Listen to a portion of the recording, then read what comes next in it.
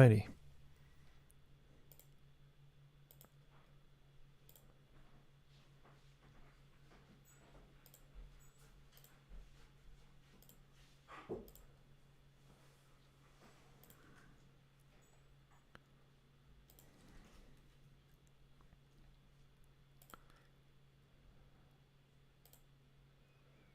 Hey, thanks for tuning in.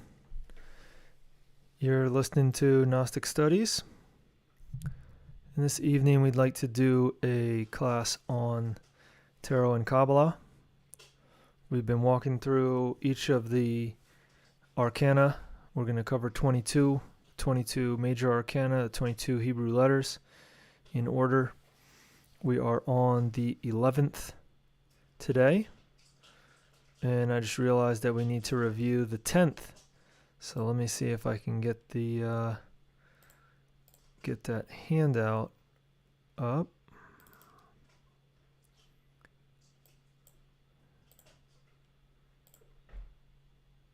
And get that one working.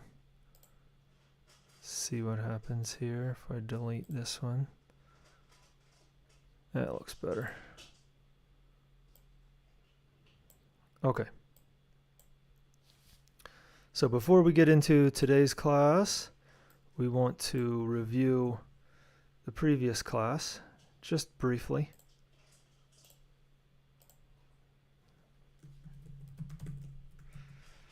Greetings. The link for the previous class is in the chat area there. So as you can see on the handout, Arcanum 10 is related to the Hebrew letter Yod. Card is often called the Wheel of Fortune. In Gnosis, it's referred to as Retribution. In French, sometimes the Sphinx.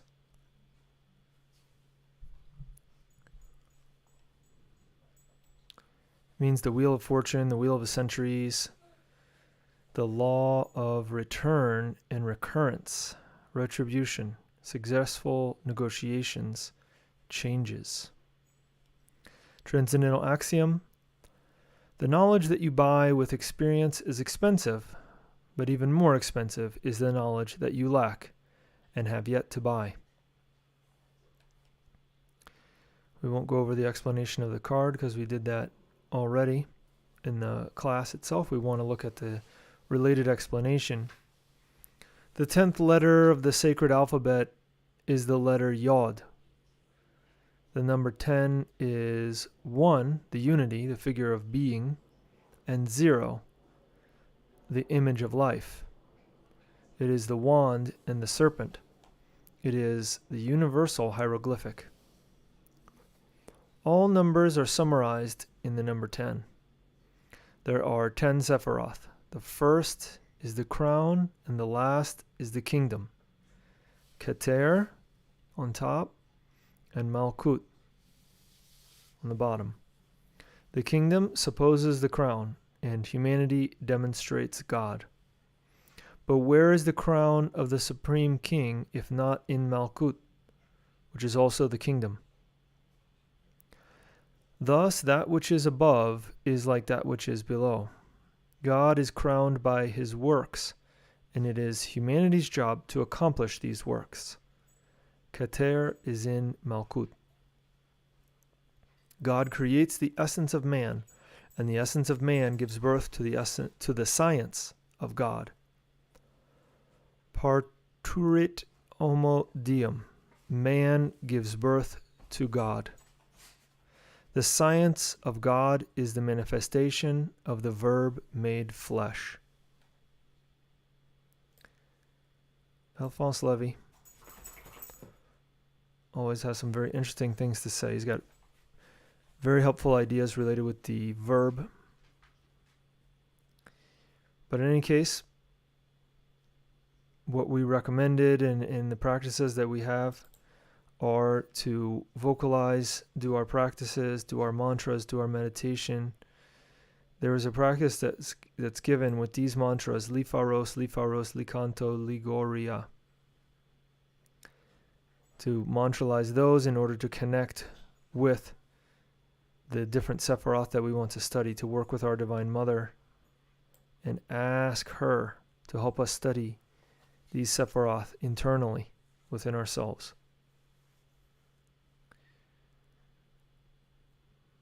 And then we also recommended the vowel A because it helps us with occult memory, remembering,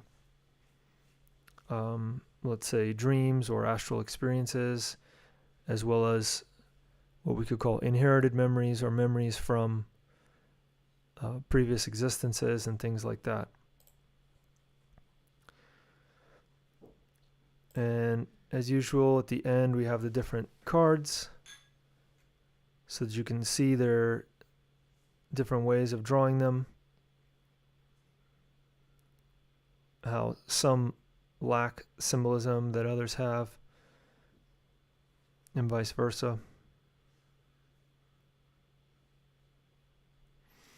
All right, well, we'll put that down for now. And we'll just move on to today's class. And again, we want to remind you to leave any questions or comments that you have during the class in the comments area, and we'll address them when we're able. So today's class is now in the comment area if you want to follow along while we're reading. Let's see here. Okay. All right. So today, Arcanum 11, Kaph. Its significance is not just 10, as was Yod, but its significance is 20, even though numerically it's 11. Or we should say its numeric significance is 20, even though Kabbalistically it's 11. It's the 11th letter, but since the 10th letter already corresponds to the value number 10, then this one corresponds to 20. So if you wanted to say 21, you could say Kaph Aleph. In any case, we have here the different hieroglyphics and ancient symbols for this arcanum.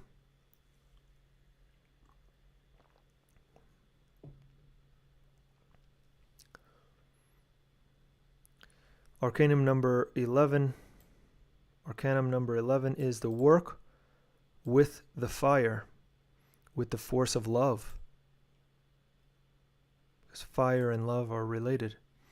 Persuasion in itself is a force of a subtle spiritual order. Occult wisdom says, arouse the flame of the spirit with the force of love. Persuasion has more power than violence.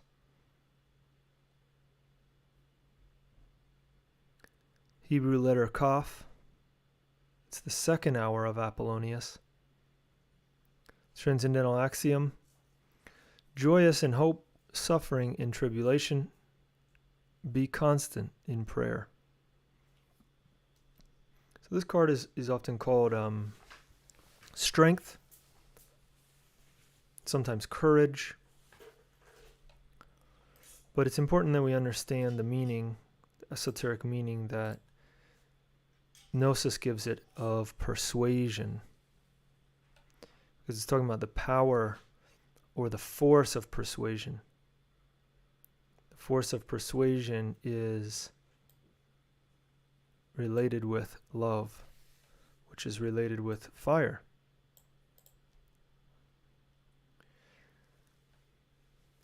The force of persuasion. The most powerful chains are carried out in groups of 3 persons. The number 3 is the great arcanum. This is because it's related with the 3 primary forces. When a man and a woman unite, something is created. Father, mother, child. Father, Son, Holy Spirit. Isis, Osiris, Horus. The mystery of the Trinity shines in all the religious theogonies. In our rituals, 3 candles are lit. The number 3 is totally creative. The magical effect of chains and groups of 3 is terrible. In every magical ceremony, the 4 elements of nature have to be conjured. See the conjuration of the 4. So conjuration of the 4 we'll discuss in Arcanum 15. But if you want to see what it is, it's right here. It's some Latin and then English. It's in order to, we could say maybe clean or give order to the 4 elements before we begin to work with them. So now, because in every magical ceremony the 4 elements of nature have to be conjured, now we're going to look at these 4 elements and their correspondences. The kingdom of the sylphs is in the east, and its chief is Paralda. The kingdom of the undines is in the west, and its chief is Varuna. The kingdom of the gnomes is in the north, and its chief is Gob and Kitichi. The kingdom of the salamanders is in the south, and its chief is Djinn and Agni. The sylphs are the spirits of air. The undines are the spirits of water. The gnomes are the elementals of earth. The salamanders are the elemental spirits of fire. When the operator is conjuring the creatures of fire, they will direct themselves to the south. When they are conjuring those of the air, they will direct themselves to the east. When they are conjuring the creatures of earth, they will direct themselves to the north. And when they are conjuring the creatures of the water, they will direct themselves to the west. The star of 5 points, before which the columns of angels and demons tremble, should be painted on the ground with charcoal. The superior vertex of the star will remain pointing inside the precinct, and the 2 inferior angles of the star pointing outside of the precinct. A star of 6 points can also be painted in the center of the circle to make the elementals obey. The Hebrew letter Aleph can replace the star of 5 points and the star of 6 points. The creatures of air are commanded with the feather of a bird. The creatures of water are conjured with the goblet in hand. The creatures of earth are conjured with the staff or cane in hand. The creatures, we could say even wand, right? It's all kind of the same thing, or a rod. The creatures of fire are conjured with the sword. That's the end of our first reading, chapter 11 of Manual Practical Magic.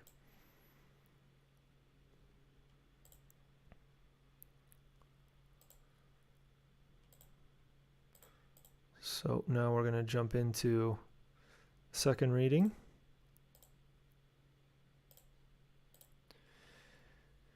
The 11th Arcanum, Arcanum 11. The study of the Arcanum 11 of the Tarot corresponds to this lecture. The hieroglyphic of this Arcanum is a beautiful woman crowned with the sacred sign of infinity, just like the magician was in Arcanum 1, and who very gently, with Olympic serenity, closes the jaws of a furious lion with her own hands.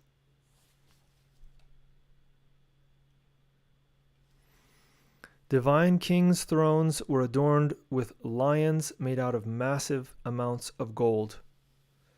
The gold signifies the sacred fire of the Kundalini. This reminds us of Horus, oro, which is Spanish for gold.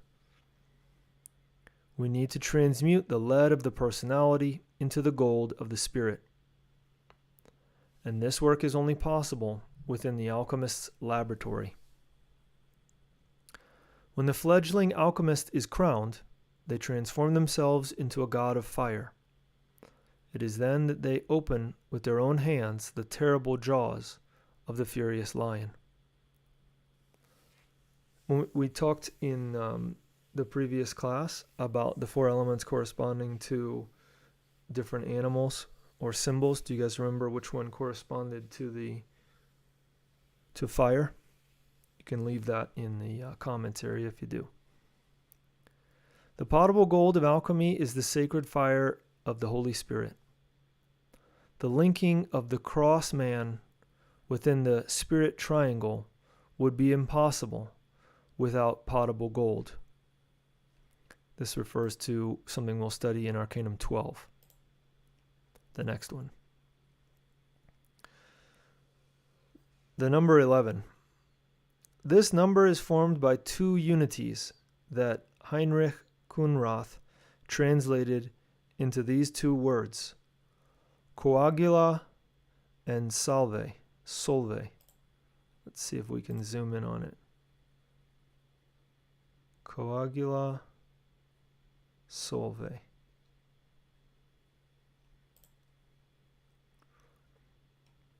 We need to accumulate the sacred fire and then learn how to project it. The key is in the connection of the membrum virile with the genitalia murialis.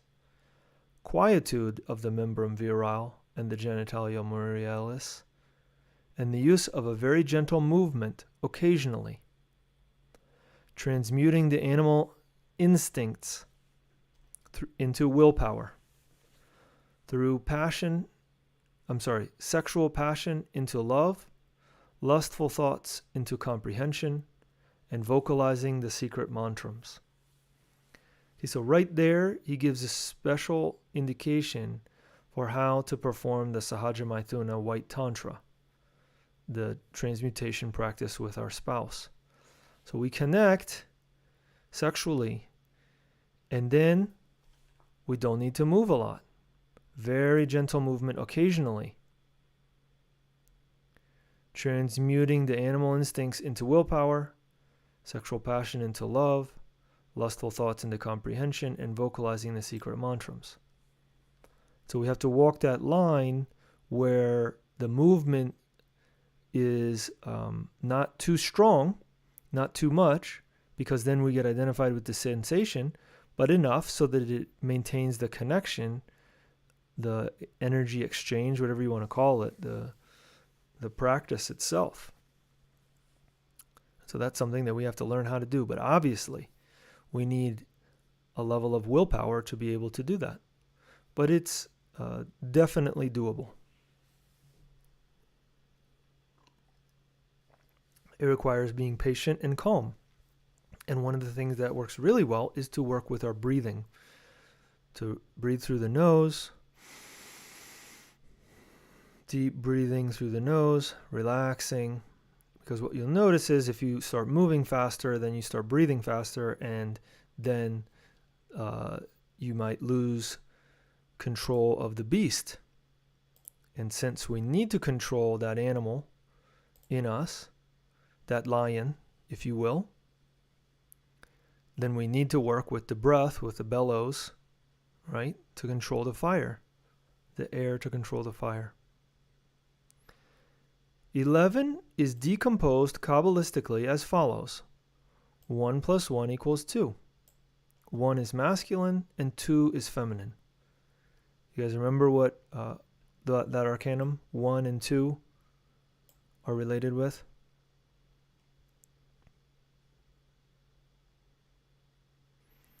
Arcanum 1 is related with willpower and the magician.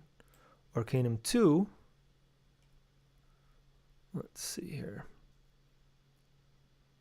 is related with the divine feminine,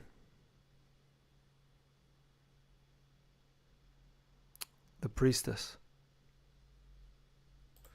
So Kabbalistically, Arcanum 11 is related with the magician and the priestess.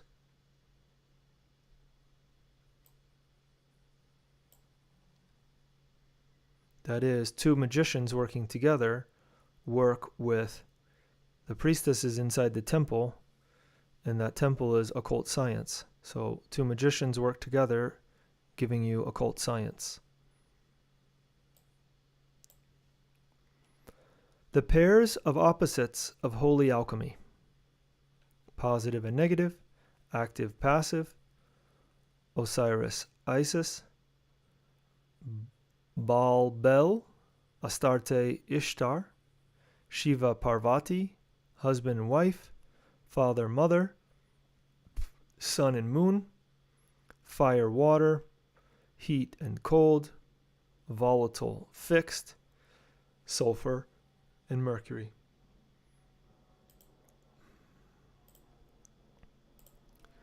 Chinese alchemy: heaven is masculine, yang, and its element is fire. The earth is feminine, yin, and its element is water. In the Taoist doctrine, we find white tantrism. The yin-yang, the dragon, and the tiger are the axis of Taoism.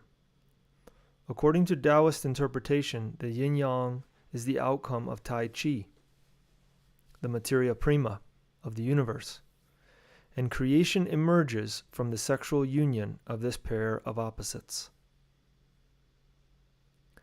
Maithuna, sexual magic, exists within the white tantrism of India and Tibet. The white tantrism of Buddhism, Chinese Taoism, and the legitimate Tibetan yogas all practice the Arcanum AZF. Only the infrasexual pseudo-yogis and pseudo-yoginis, which are so abundant in America and Asia, hate the Arcanum AZF. Chinese alchemy is the foundation of the authentic schools of yoga. The Yellow Lodges are schools of regeneration. Infrasexual people mortally hate the schools of regeneration. Schools of regeneration. To regenerate oneself means to generate oneself anew. In other words, to recreate oneself. This matter about being born anew is an absolutely sexual problem. Neptune governs schools of regeneration. This planet has a cycle of 165 years. Such a cycle controls the periods of public and secret activities of these schools. The esotericism of the schools of regeneration is the Arcanum AZF. The masters of these schools teach their disciples the science that allows them to dissolve their myself, the ego.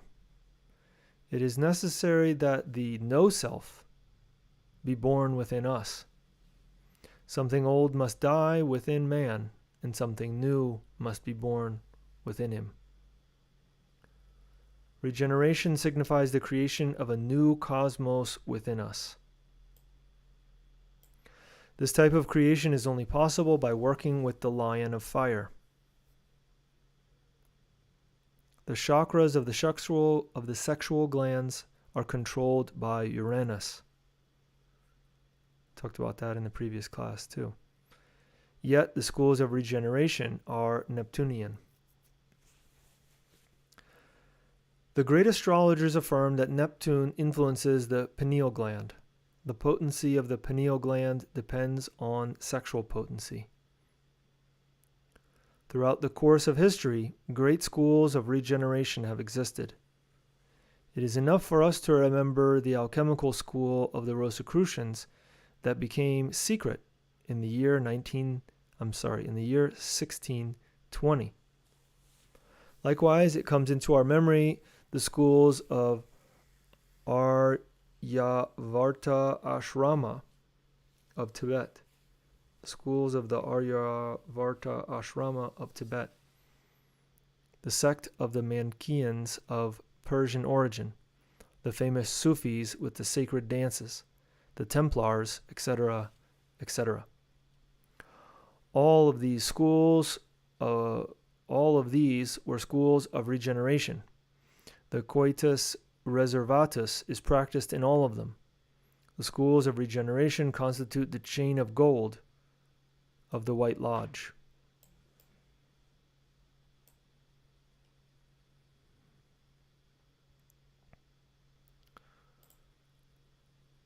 So we're just checking to see if anybody has any questions or comments. Doesn't look like it, so we'll keep going. Projection of the fire.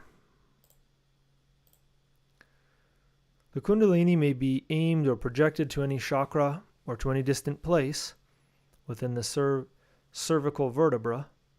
The Kundalini used to take the shape of a Quetzal, the bird of Minerva. In the supreme moment of sacred copulation, we can send this fiery bird to each one of the 7 chakras in order to totally awaken them. The 2 Quetzals from the man and the woman are nourished with water from the well, the Aint Seminis. Man and woman can command the Quetzal, the fiery bird, and the fiery bird will obey. The powerful mantram Ja-O-Ri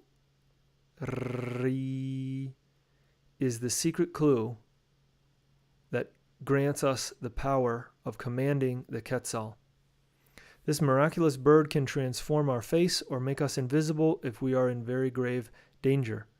It can also awaken within us any chakra of the astral body or heal any distant ill person, etc. Imagination. There exist 2 types of imagination: mechanical imagination, fantasies, and conscious imagination, clairvoyance. Gnostic students must learn to use their conscious imagination. Practice. Sitting in a comfortable chair or lying in the supine position, the disciple should quiet their mind and their emotions. Now imagine the marvelous Quetzal floating above your head. Mentally vocalize the powerful mantram Pro-we-o-a.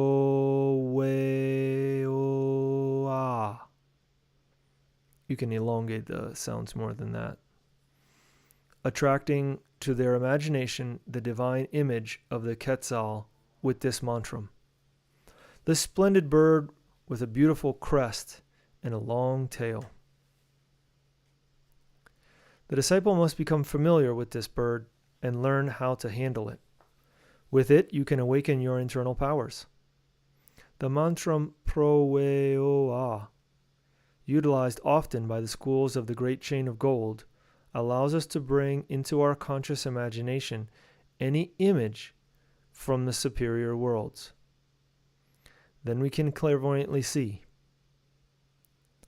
The alchemist must utilize this mantram during the trances of sexual magic in order to see the Quetzal. All right, well, that was our second reading. And now we'll move on to the third from Initiatic Path and the Arcana of Tarot and Kabbalah. As usual, we have 2 parts from there. Chapter 11 and chapter 33, I believe.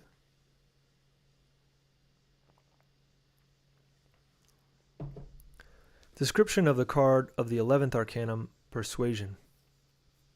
In the waters of life, the cubic stone. Within the stone is a wading bird, and upon it the dove of the Holy Spirit.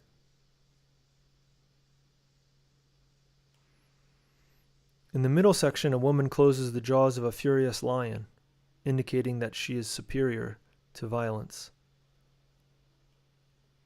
On her head is the crown, and from her forehead rises the serpent, indicating mastery, that she's reached that level in herself where the serpent has arisen all the way up her spine to the level of her third eye or between the two eyebrows.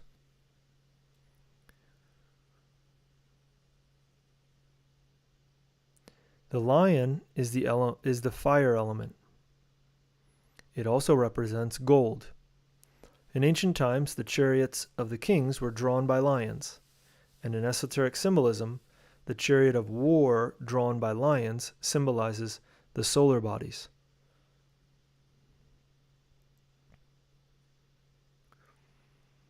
In the Kabbalah, so now we're moving on to esoteric significance of Arcanum 11. In the Kabbalah, this Arcanum 11 is known as Persuasion. The hieroglyph of this Arcanum is a beautiful woman who tranquilly and with Olympian serenity closes the jaws of a furious lion with her very own hands. The thrones of the divine kings were adorned with lions of solid gold. Gold signifies the sacred fire of the Kundalini. This reminds us that Horus equals gold, Spanish oro. We need to transmute the lead of the personality into the gold of the spirit. And this work is possible. It's only possible in the laboratory of the alchemist. When the fledgling alchemist is crowned, he is transformed into a god of fire. Or we shouldn't say he, we should say when the fledgling alchemist is crowned, they are transformed into a god of fire. Then they open the terrible jaws of the furious lion with their own hands. The potable gold of alchemy is the sacred fire of the Holy Spirit.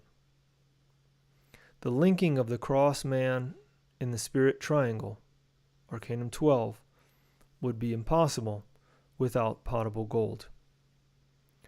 The number 11 breaks down Kabbalistically as follows.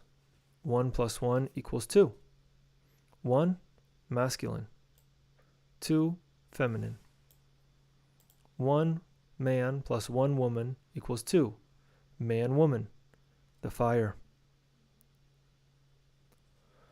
The number 11 consists of 2 units, which Henry Kunrath, or it could be 2 unities, which Henry Kunrath translates in these 2 words, coagula solve.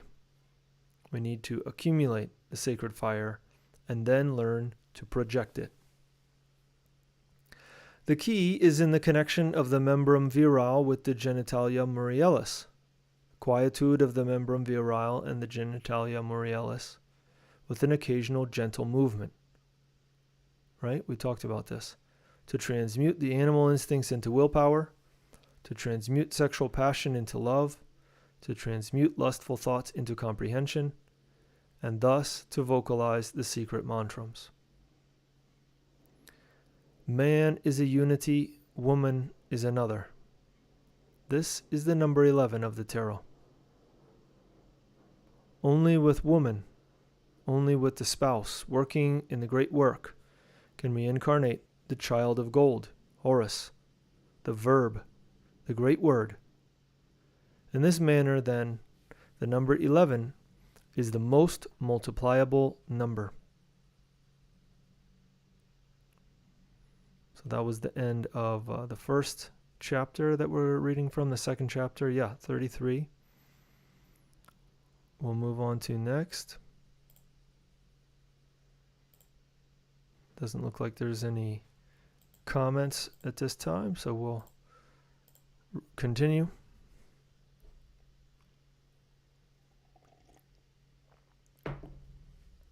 Initiatic significance of Arcanum 11. In the Kabbalah, this Arcanum is known as the Arcanum of Persuasion. Persuasion in itself is a force of subtle spiritual order.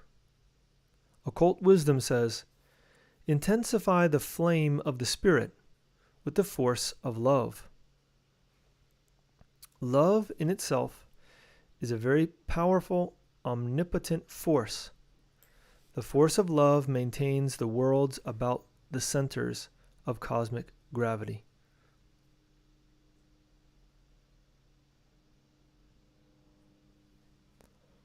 These centers of cosmic gravity are the suns, S-U-N-S, It is due to this that Hermes Trismegistus says, I give you love, in which is contained the whole summum of wisdom.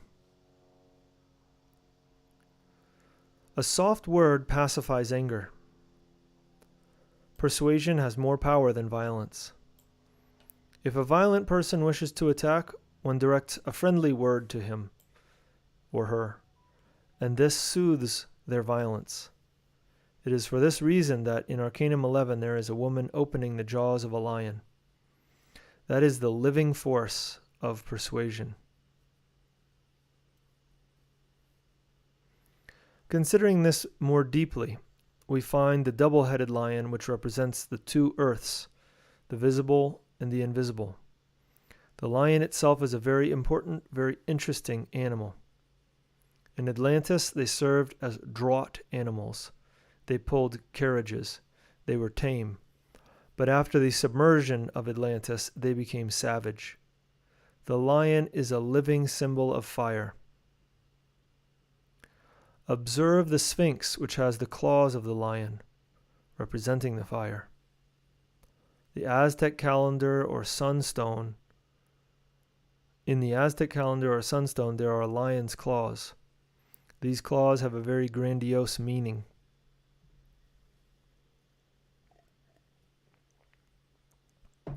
If we add number 11 Kabbalistically, 1 plus 1, we get 2, Arcanum 2, which is the priestess, occult science, the Divine Mother in herself. She is the living fire. And for this reason, in the Orient, she is called Devi Kundalini in the individual and Maha Kundalini in the macrocosmic or macrocosmos. It is vital to learn to work with the fire. And for this reason, the two breaks down Kabbalistically into one man plus one woman who must work with the fire in the magisterium of fire. The chariot pulled by lions is a very esoteric allegory and comes from very ancient times. The chariot represents the human being. The lion represents the fire. It is none other than a living symbol of the solar human being, the sun man. When the chariot is spoken of, it is an allusion to the internal bodies of man, the vital, astral, mental. The real being must mount that chariot. The Zohar depicts the Ancient of Days traveling across the infinite in his chariot. Without a doubt, the real being must always travel in his chariot in order to work in the worlds. The lions of fire are the synthesis of this Kabbalistic number, because 11 breaks down into 1 plus 1 equals 2, and the 2 into the two unities, man, woman. The two columns of the temple, Jachin and Boaz. Between those two columns is the Arcanum. Analyzing this Arcanum, we come, in the end, to the magisterium of fire. The sacred fire cannot be awakened with pranayama, nor with respiratory exercises combined with meditation. All these achieve is that tiny fractions or sparks stimulate the awakening of the chakras.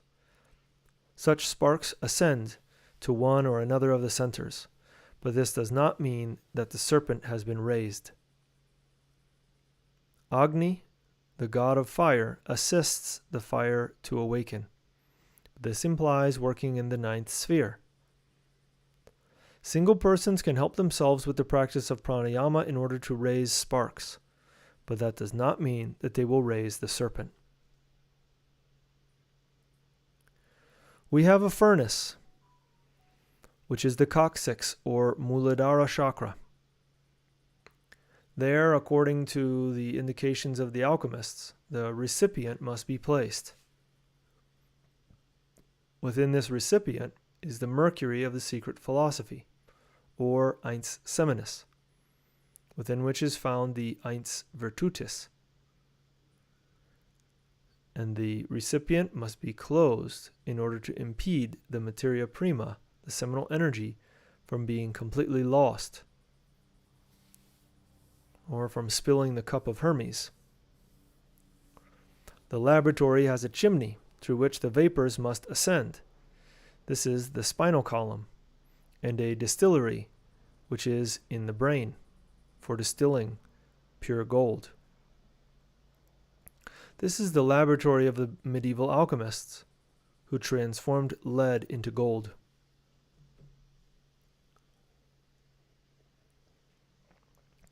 Many persons scorn the elementals, and this we must not do. The salamanders tend the fire. The undines are in the materia prima, enclosed within its recipient. The undines assist us if we dominate them. If not, they do as they wish, because they are very capricious.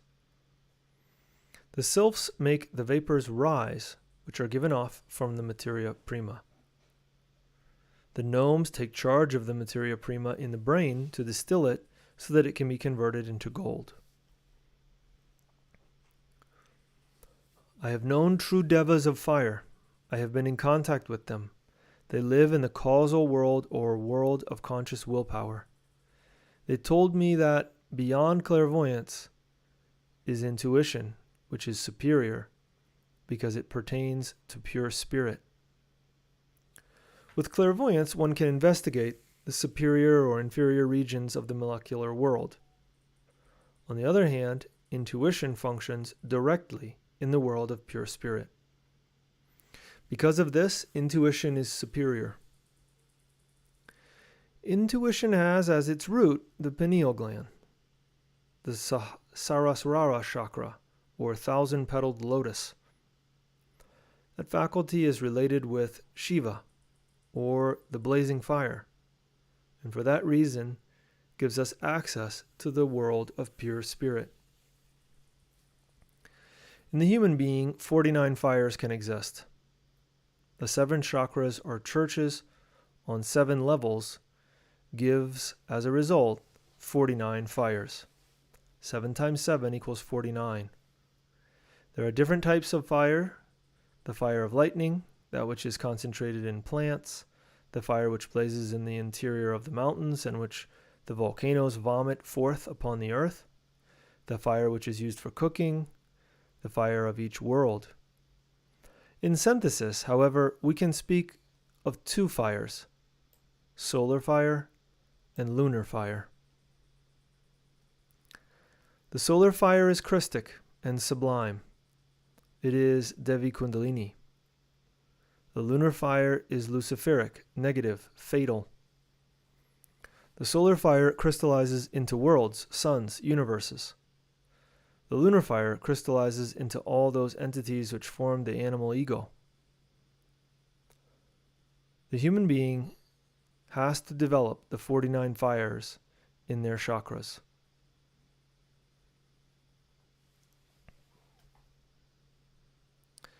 Synthesis of Arcanum 11.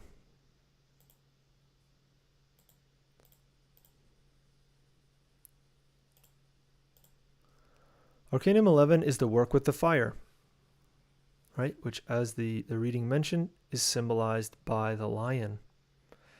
As you can see now, the symbolism is that we need to learn to work with the fire, which is symbolized by a woman working with the lion. Arcanum 11 is the work with the fire, with the forces of love, in order to convert us into living flames. The undines work in the Eins Seminis. The salamanders have the lit fire. The sylphs raise the vapors. The gnomes distill the Eins Seminis in the brain. Creatures of water are conjured with a cup in hand. The creatures of air are ruled with the feather of a bird. The creatures of earth are conjured with the quasier, which is a, like sometimes I think the traditional Christian churches use it. It's like a tall staff that kind of wraps and spirals at the top, kind of like what we imagine shepherds use, but a long shepherd hook is different. This instead of it hooking and just making like a J shape, it actually kind of spirals in or has like a circular shape inside. But a croisier or a cane, right? He's talking about the same thing, a staff or a wand or a rod. The creature, and we saw one in Arcanum 9. The creatures of the fire are conjured with the sword. So the cup, feather, croisier or cane, staff, and the sword are how we learn to work dominating the elements. Let's look at the cane or staff of Arcanum 9 real quick. But we want to open it up for questions or comments. If you have any, now is the time. Here we go. Look at this guy. Interesting graphic, right? It's got a snake at the bottom, right next to the base of this staff or cane that he's using.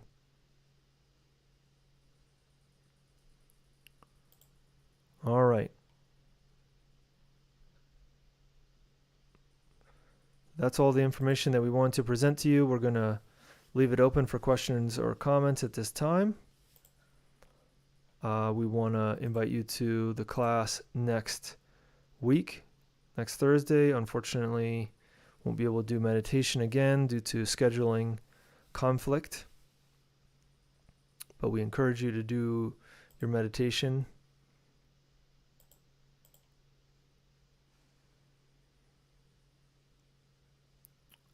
Otherwise, we want to thank you for your attention and for sharing some time with us to study this. We hope that it was helpful, that you received something useful.